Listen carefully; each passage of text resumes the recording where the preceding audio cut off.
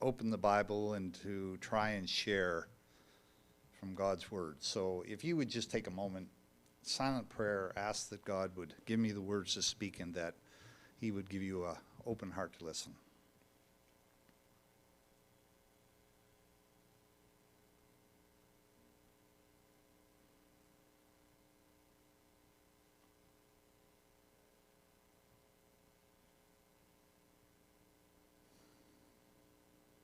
Amen. This is probably one of the most challenging seminars that I've ever tried to do. It's very difficult to paint a drone picture of the plan of salvation, to try to give the big picture and to gallop through the whole plan of salvation over the last 6,000 years or so of this earth, and try to gallop through all that and yet hit some of the high points to show you what I'm trying to accomplish in this is to show you that there is a great picture that's going on in this great controversy, a plan of salvation. And so I'm trying to go through and review step by step and look at that. So I want to just take a moment and review what we talked about a couple of weeks ago when I first started this. We started talking originally about creation, God's creation. And we talked about Him planting the Garden of Eden. And I did a little side trip there and talked to you a little bit about Ezekiel 28, that Lucifer originally was in the Garden of Eden in heaven. You read it in Ezekiel 28. It says that he was in the midst of the Garden of Eden in heaven.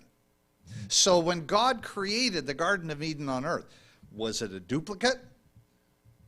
Did He actually plant His garden that was in heaven here on earth? I don't know. But it's interesting to know that the garden originally came from heaven or was a duplicate of what it was in heaven. And when it's restored, when time is over, again, the Garden of Eden is going to be back in heaven.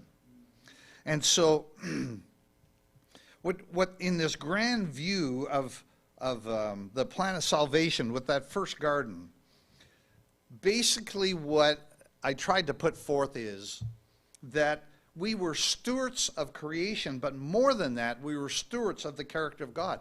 When God said, let us make man in our image, I believe that that was more than talking about physical attributes. I think what God was hoping was to duplicate His character in man. Ephesians 1:10 says, we are His workmanship created for good works. And that's what God had in mind. And being stewards of the character of God embedded in the human soul is a great responsibility and a great privilege at the same time. Then we talked about that first span of the generations that existed from creation to the flood. Historians tell us that Adam died probably about a quarter of a century before Noah was born. And during that span of time, there were 7 generations that were actually living on earth. And those generations on earth were so intelligent, and wickedness came so quick that within the time span of those 7 generations, it says that the cup of iniquity is full. If you want an interesting study, go through the Bible and study the words cup of iniquity. Over and over again, you will see that there reaches a certain point where wickedness becomes so bad on earth that God steps in. And we were talking about this in Sabbath school this morning. The antediluvian race, with their great stature and their intelligence, had so defaced the earth that their cup of iniquity was full. And so God sends Noah, and during that span of 120 years, that was a span of direct appeal to the wicked generations existing on the earth at that time to turn back to God. And they wouldn't hear of it. I told you last time I talked about this is that I think, just speculation, but I have a sneaking suspicion that the antediluvians messed around with the gene world so badly that they actually created dinosaurs. And if you read about the destructive capability of dinosaurs, it almost seems like God stepped in out of necessity because they were destroying themselves, and what they had created was destroying them. So this tsunami of evil that flooded the world in that short span, that first 1,000 years or so, Genesis 6:6 says that it broke God's heart. Why did it break God's heart? Because Satan had managed to, in that span of time, to replace God's character made in the image of God with his own character made in the image of Satan. And that was his goal. That pure, life-giving river of life that flowed out of the Garden of Eden and broke into 4 rivers that flowed through the land had become a putrid river of evil, contaminating everything it touched. Self-serving had replaced service above the self, and the world had become so evil that God stepped in with the flood and started again. And so the first garden was removed at that time, and God now starts with the second garden. How come you're not seeing my pictures up here? Oh, there you are. Okay, all right. All right. The second garden begins with a call to one man. God implements part 2 of his dream for mankind. He makes a covenant with one man, almost 100 years old. And this covenant is the beginning of the second garden, or the second vineyard. Isaiah 5:1 says, I sing a ballad to the one I love, a love ballad about his vineyard. The one I love had a vineyard, a fine, well-placed vineyard. He hoed the soil and pulled the weeds and planted the very best vines. He built a lookout and built a winepress, a vineyard to be proud of. He looked for the vintage to yield vintage yield of grapes. So this is really God's call that goes forth to Abraham. We would call it the 3 angels' message of the Old Testament. But the call goes forth to Abraham, come out of her, my people, be not partakers of your sins. I will take you to the promised land. You will be my people, and I will be your God. And it starts with one man. Now jump ahead 400 years. The chosen people, the garden of God, are now 1 million strong, probably close to 1.5 million, and they stand on the shores of the Red Sea. They have seen God step in and bring them out of slavery with miracles unparalleled in the history of mankind. And they stand on the shores of the Red Sea, and they have in their hand nothing but a promise. They're heading to a promised land that they've never seen, based on a promise. And the Red Sea's part before them. And they cling to that beautiful promise. And when you read the song that Miriam led the people in singing at the end of the Red Sea after they had crossed the Red Sea, that song is the promise of the Canaan land that they were going to. God was going to take them and set them up in the promised land, and they were going to become the stewards of heaven, and they were going to bear the fruits of heaven in their character. So God leads them across the promised land. Now here's a question for you. They could have been to the promised land in about 3 or 4 days. Why would God take them all the way through those wanderings of the wilderness before they ever entered the promised land? Do you ever thought about that? It's a strange thing. When God blesses you with everything, you actually become independent and weak. On that journey through the wilderness, what do you think that those parents and grandparents did every night sitting around a fire?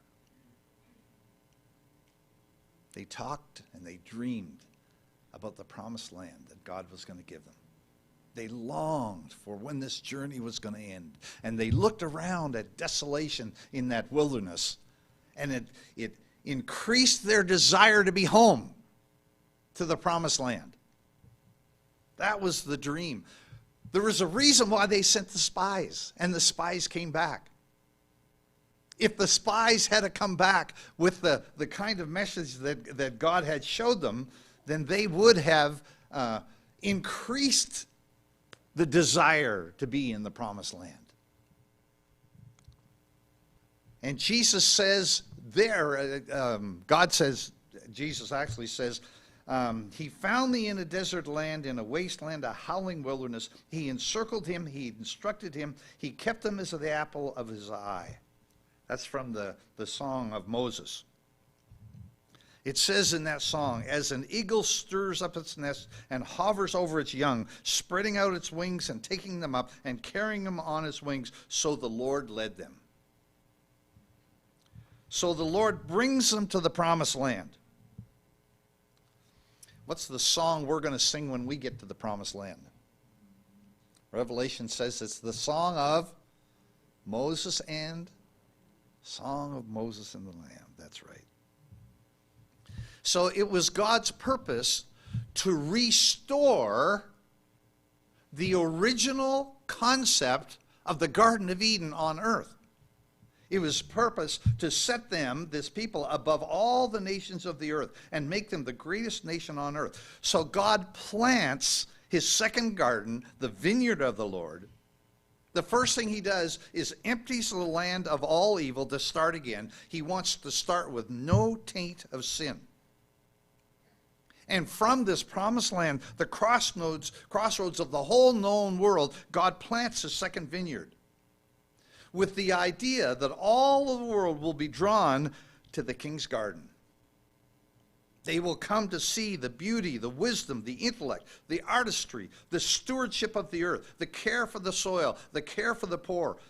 They would come to see all this. And then he gives them, in my mind, probably one of the most profound principles for existing in the land of promise, and it's found in Leviticus. As we go through and read Leviticus, it tends to get boring, and we tend to get all caught up in the offerings. You're not supposed to do this, offer it this way, sin offering and all that time. And we totally miss the concept of God's principles of restoration that he was given to the children of Israel. And in Leviticus, you find these 5 principles laid out that were to be the guiding force for the children of Israel in the promised land. And here they are. Number 1, principles of health. How to identify and treat disease, how and what to eat for healthy living, principles of social interaction, moral values, how to treat your neighbor, principles of social conscience, taking care of the poor, and lending money, forgiving loans, principles on caring for the earth, agriculture, and principles of worship, allegiance to the Almighty. All of those things were found there. I came across this statement that I thought was really good. Through the Jewish nation, it was God's purpose to impart rich blessings to all peoples. The nations of the world, through following corrupt practices, had lost the knowledge of God, and yet in his mercy, God did not blot them out of existence. He proposed to give them an opportunity to become acquainted with him through his church. That was God's plan of the second vineyard. Now, there were 7, you can go through in the last part of Deuteronomy, there's 7 key principles or blessings that God outlined that he was going to give them. It says, God planted a living vineyard whose branches and nourishment came from heaven. The ripening fruit was the fruit of character in a peculiar people. So here's what God's plan was. Number 1, this is review. We talked about this before. Number 1 was holiness of character. Their character ennobled, elevated, reflecting more and more perfectly the attributes of the perfect character of God. Imperceptibly, slowly, their character would be drawn to God, and God dwelling among them, They would become more and more of a holy people, and they would exude all of the characteristics of the character of God. Grace, mercy, kindness, love, all of those things would be spread from this nation that he had planned. Number 2, the blessings of health. Feebleness and disease were to disappear entirely as the result of obedience to healthy principles. That's what it says in Deuteronomy chapter 7. I will put none of these diseases upon you. Number 3, superior intellect. They were to be far in advance of other nations in wisdom and understanding. And we will see that this actually happened as we go through a little further. Number 4, this is the rest part of number 3. They were to become a nation of intellectual geniuses, and feebleness of mind would eventually be unknown among them. Wow. Amazing. Number 4, skill in agriculture and animal husbandry. As the people cooperated with the heavenly principles outlined in Leviticus as to the cultivation of the soil, the land would gradually be restored to Edenic fertility and beauty. Flood, drought, pest, disease, crop failure, all these would eventually disappear. There are certain heavenly principles that God outlines that if his people would follow, then God would bless them accordingly. My wife's father was a cattle rancher, and he practiced stewardship of the land in an amazing way. The biblical principle of allowing the land to rest every 7 years, he followed faithfully. And the Lord blessed him as a result of those. And that's what God had in mind in terms of stewardship of the land. Number 5, superior craftsmanship. The Hebrew people were to acquire wisdom and skill in all cunning, that is, a high degree of inventive genius and ability as artisans for the manufacture of all kinds of utensils and mechanical devices. I wonder if the results of this wasn't seen in Solomon's temple. Unparalleled prosperity. Obedience to God would make them marvels of prosperity before the nations of the world, a living witness to the greatness and majesty of God. Deuteronomy 15, 4-6. And number 7, national greatness. Thus all nations of the earth would come to share the blessing so generously bestowed upon Israel. As God prospered his garden, his vineyard on earth, then it would arouse the interest of all the other nations on earth. And they would come and inquire, why are you so blessed? And Israel would be able to tell them. Thus all the nations of the earth would share in the blessing so generously bestowed upon Israel. That was God's plan. And you'll see that Israel's golden age during those years of David and into the early years of Solomon, you'll see that that's absolutely what took place. If you read, it says that silver was counted as nothing and gold was as common as the stones in the street because God blessed the nation, because they were adhering to the principles that he laid out, those 7 principles that we just gave.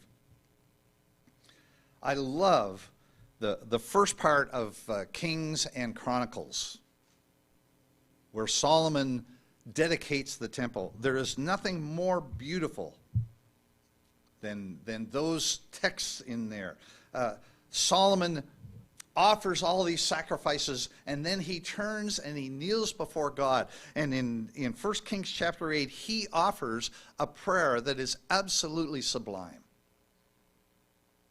Here is a man of a humble heart who is dedicated to the Lord. And in that prayer, he says, for example, verse 41 says, "And don't forget the foreigner who is not a member of your people Israel, but has come from a far land because of your reputation. People are going to be attracted here by your great reputation, your wonderful working power, who come to pray at this temple. Listen from your home in heaven. Honor the prayers of the foreigner so that people all over the world will know who you are and what you are like, and will live in reverent obedience before you, just as your own people Israel do, so they'll know that you personally make this temple that I built what it is." From the Message Bible. Isn't that beautiful? And so as a result, God bestows a upon Solomon, upon the kingdom of Israel, he gives them everything that he had promised. He gives Solomon wisdom. He gives him influence and riches without parallel. But it says in 1 Kings chapter 1 that God had two criteria that they were not to do. For any king who became king of the vineyard of the God, they were not to, number one, multiply horses, and number two, multiply wives. Laid out clearly in there. And it says in 1 Kings chapter 11 that Solomon did that. 14,000 stalls for horses, as he brought exotic horses in from all over the known world at that time. And he multiplied wives, heathen wives, who set up idols in the temple, and it drew Solomon's heart away. And so Solomon the son follows in the steps of his father. And the moral cost to Solomon cost Israel both leadership and stewardship.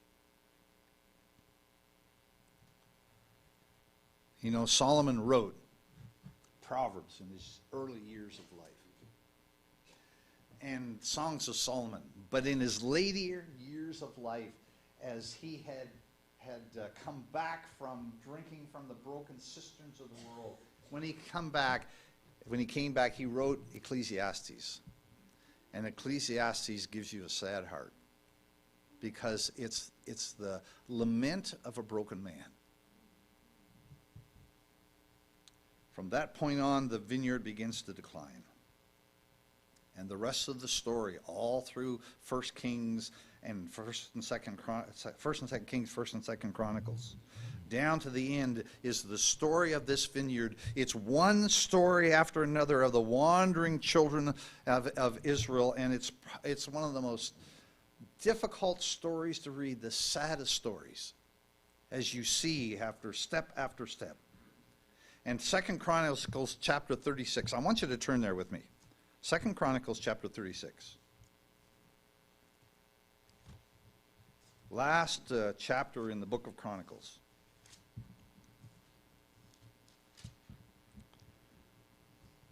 Did you find it? 2nd Chronicles chapter 6, starting with verse 14. Are you ready? Moreover, all the leaders of the priests and the people transgressed more and more according to all the abominations of the nations, and defiled the house of the Lord which he had consecrated in Jerusalem. And the Lord God of their fathers sent warnings to them by his messengers, rising up early and sending them, because he had compassion on his people and on his dwelling place. Think his garden, his vineyard. But they mocked the messengers of God, despised his word, scoffed at his prophets, until the wrath of the Lord arose against his people, till there was no remedy. Now, folks, before we go on here, I want to give you a little caveat. Because from now through to the end of this little talk, we're going to be on a downhill trajectory. And the only way that we're going to start back uphill again is next Sabbath. So I don't want to leave you in such a state of depression between now and next Sabbath. But this goes. By the time I was done preparing this, I was deeply disturbed when I realized where this goes. But it does turn a corner. So next Sabbath, don't miss. If you're going to not be able to be here next Sabbath, come and see me personally, because I don't want to leave you in a state of depression.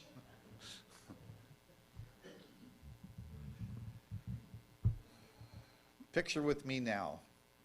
You know, we've been studying through the book of Isaiah. Let me fast forward about 150 years. It's 607 BC. Nebuchadnezzar has arrived in 605, and for a year and a half he has laid siege to Jerusalem until there is nothing left. The people are starving. They're on the edge of ruin, and then finally he breaks in. He destroys the city. The carnage is unbelievable. The city is in ruins, giant gaping holes in the walls. They even strip the gold off the walls of the temple until there's nothing left. And then there starts this unstately procession of slaves marching north of Jerusalem. At the head of the line are the chief officers of the Babylonian Empire, and then the soldiers by rank, carrying the grand banner of Babylon, and bringing in their line Jerusalem's finest. It's a sad hour. Taken into captivity. The final demise of the vineyard of the Lord. Taken in captivity to Babylon.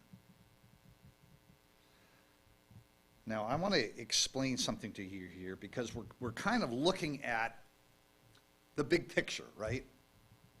A helicopter view of this. So let me explain to this what this means. Satan's goal, he said, I am the prince of this earth. I am the prince of the power of the air. His goal was to set up his kingdom on earth. He wanted to supplant the kingdom of God with his own kingdom. And we call that kingdom Babylon. Let me give you a little historical description of Babylon, because Babylon was the epicenter of Satan's kingdom on earth. Let me just give you some historians' view of it.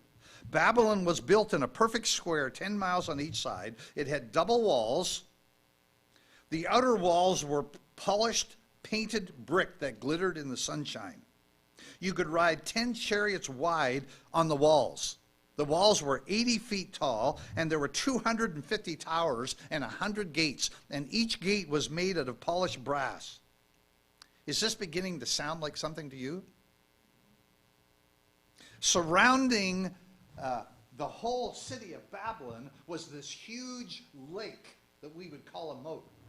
The bottom was made of polished brass so that it reflected the sunlight. Sea of glass? The main gate, the Ishtar gate, was magnificent in structure and dazzling in beauty, made of royal blue, and it's now a part of the museum in Berlin. And actually, someone said that there's still a visible part of the original wall in the deserts there in Iraq. But I want you to picture with me now, as these mighty gates are thrown open and the vast throngs assemble, and they're singing praises to King Nebuchadnezzar as he triumphantly rides in with the prizes of war. Captives, booty, gold, silver, jewels. And just picture these antithetical choirs singing back and forth. Who is this King of Glory that marches in? Can't you just picture this? They come through the main street. The main street of Babylon, historians say, was 150 feet wide, and there were 50 streets, all done in a perfect square, and the houses lined the outside of it because the interior was all garden. And the main street, 155 feet wide, was called Paradise Way. But there's more. Euphrates, the river of life, the only river that existed from the time of the Garden of Eden, at least with the same name. The river of life flowed out from under the throne of the temple and the throne of the king, and flowed through the very center of the city. And on each side of this river of life was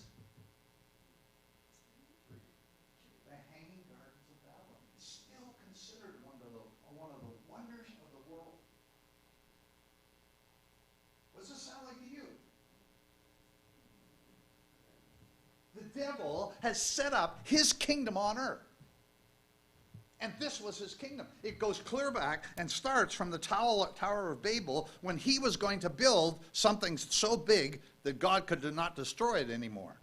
And it was called confusion, right? Was what Babylon means. Satan said, for Luke 4, verse 6, he said to Jesus, "For this earth has been given to me, and I give it to whomever I wish." Is that true? You just look at the march of kingdoms down through time. And what you'll see is that every one of those kingdoms are kingdoms of Satan or become kingdoms of Satan. All the way down. What did Christ say? He said, my kingdom is not of this earth. God's garden or his vineyard on earth is not made up of a physical structure anywhere. His kingdom on earth is a spiritual kingdom. That's what he was trying to set up. And so Satan takes the children of Israel captive and brings them into the epicenter of his kingdom. With one purpose. There he is going to reprogram them, re-educate them.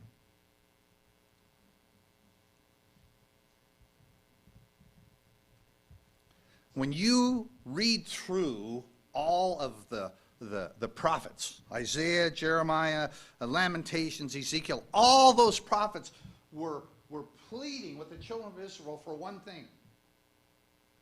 You're going to be, if you don't change your ways, if you continue to follow and worship the kingdom of Satan, you're going to be taken captive into his kingdom.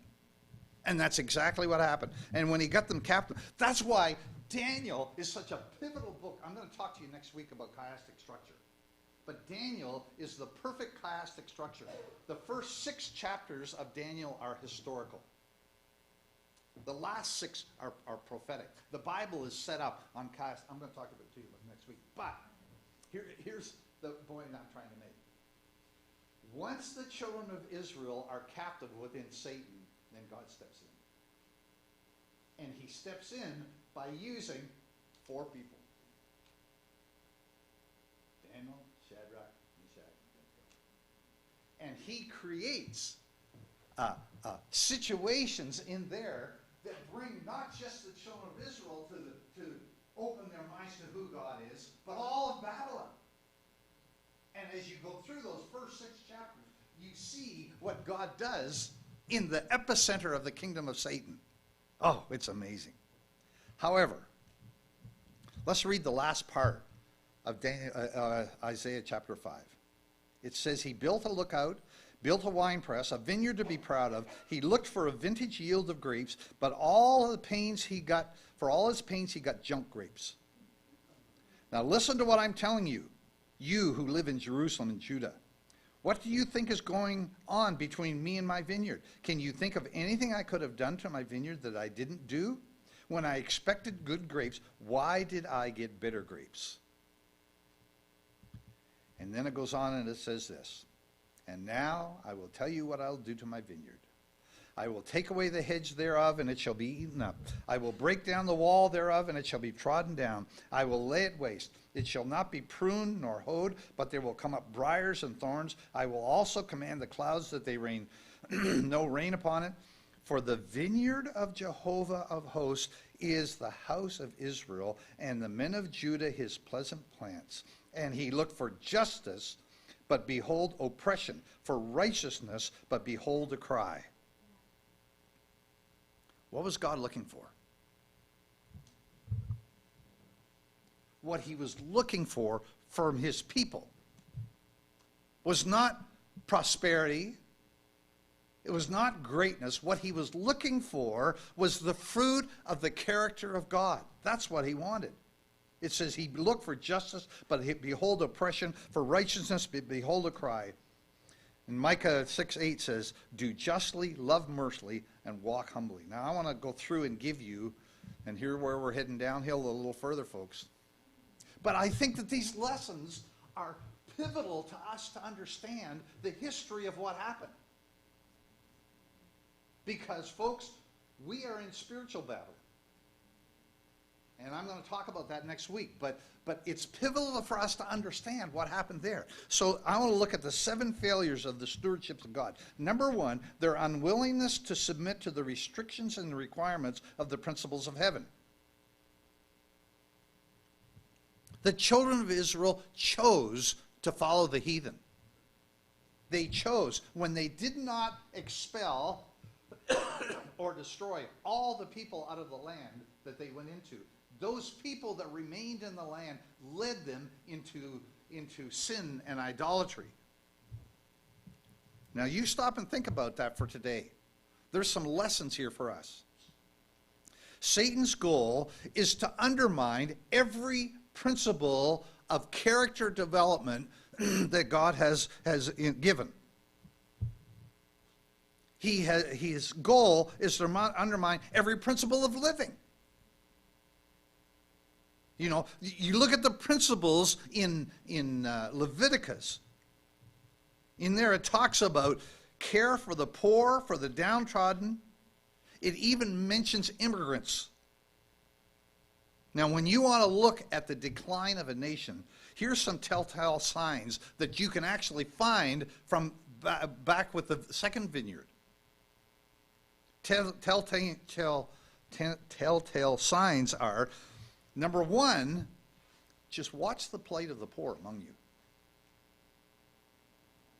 An interesting thing happened here about probably in the 1960s. The responsibility for the poor in the nation changed hands from churches to the government. And as that happened, then the churches abdicated their responsibility and said, it's your problem now. And the government took on that and built this massive network of social support and justice that's supposed to help the downtrodden and the poor. When the citizens of the country passed from the hands of the churches to the hands of the government, that was a part of the demise that took place in the United States as far as I'm concerned. Number two, Israel cherished the idea that they were favorites of heaven. Now, folks, there is a great danger in calling yourself a remnant. Well, I believe that my church, the Seventh-day Adventist Church, was called into existence for a specific prophetic purpose. I can tell you that no church has a corner on spirituality.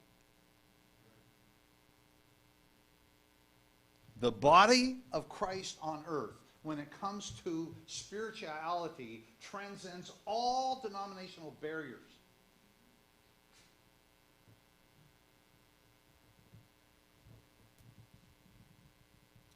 Number three, Israel shut themselves away from the world as a safeguard against sin. You know, Christians have a tendency to separate themselves from the world in categories.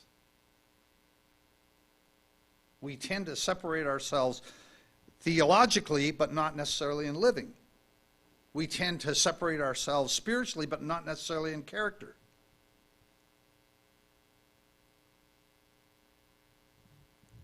We try to separate ourselves from worldly itself, but the danger is the things in this world bring worldliness. America is a master at materialism. And I know, because I'm as materialistic as they come. I like toys, I like cars, I like, you know, and yet, in a way, it's kind of a mockery to the secular world. Because the secular world says, so how are you really different from us? I mean, you're just as materialistic. You have the same rate of divorce. You have the same rate of cheating on taxes. In fact, you have the same percentage of people in casinos among Christians and secular people. You come unglued just like we do. You polarize yourself into political parties just like us. So how are you really different? It's a compelling question.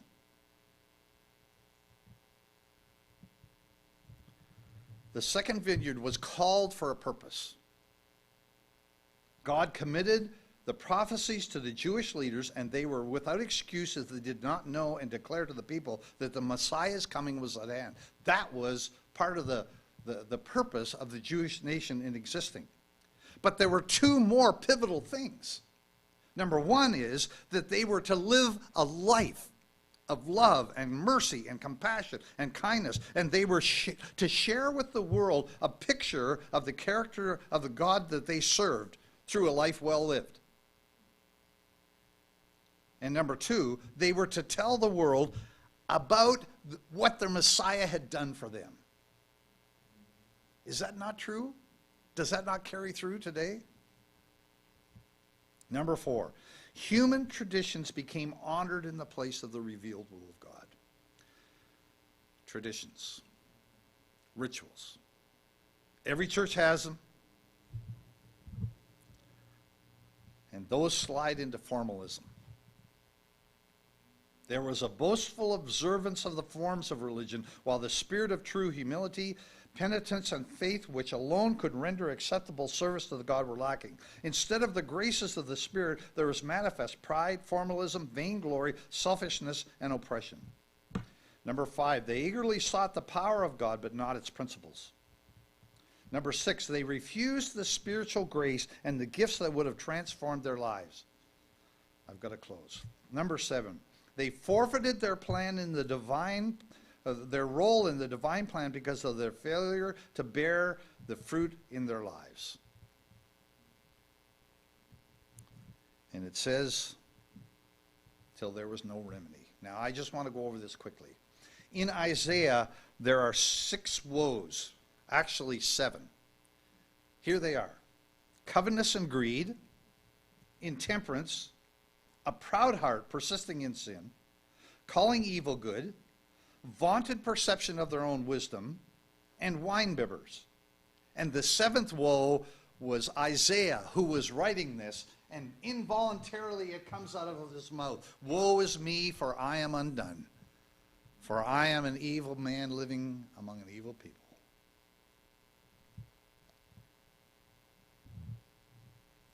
The closing woes of Malachi are these: divine love rejected, divine law rejected, marriage defiled, robbery in ties, calling the proud blessed and the wicked raised up on high. And the Old Testament closes with an appeal to the vineyard, and here it is: behold, I send you Elijah the prophet. Choose ye this day whom I am served. Now, here's what's interesting to me. They go into captivity into Babylon. And for the next 500 years, as they come out of Babylon and come back to Jerusalem, they set their hearts on the fact that this is never going to happen again. And in doing that, they hedged themselves in till at the time of Christ, exactly the same thing had happened in Israel as happened in Babylon. Satan had taken control of the very minds of the leaders of Israel. You know, the Talmud consists of 600 volumes that govern every move, every thought, every action of the Jews. It's actually divided into 2 recessions, they call it, or two classes. One's called the Mishnah and the other is called the Gemara. And one is a little more conservative than the other. But everything in their lives was governed by trying to please God. You couldn't pick up a stick on the Sabbath. But you could pick it up if it was a missionary act and you were going to hand it to somebody else.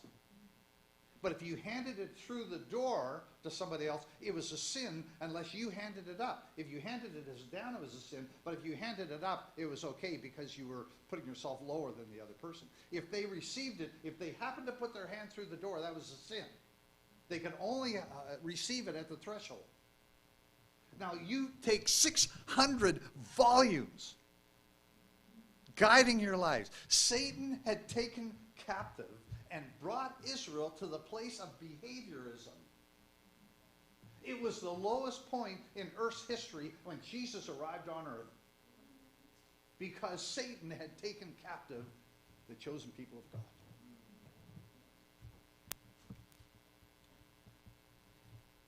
Now, folks, I can't just leave you there. What was God actually offering to his people? I love this phrase: the waters of Shiloh that flow softly. In Isaiah 30, it says, in returning and rest you shall be saved. Quietness and confidence shall be your strength. but you would not. You see, what God was offering them, Jesus said, I come that they have that they can have life. I want them to have it in the fullest way possible.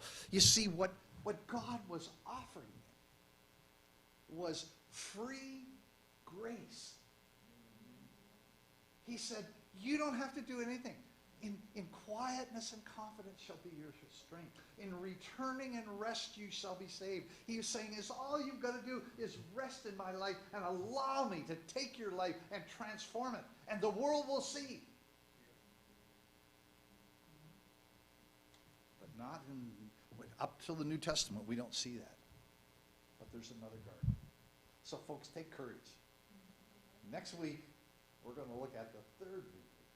And hopefully, as we look at that, we're going to start on an uphill trajectory that's going to bring you comfort and encouragement to your heart. So I don't want you to leave here in a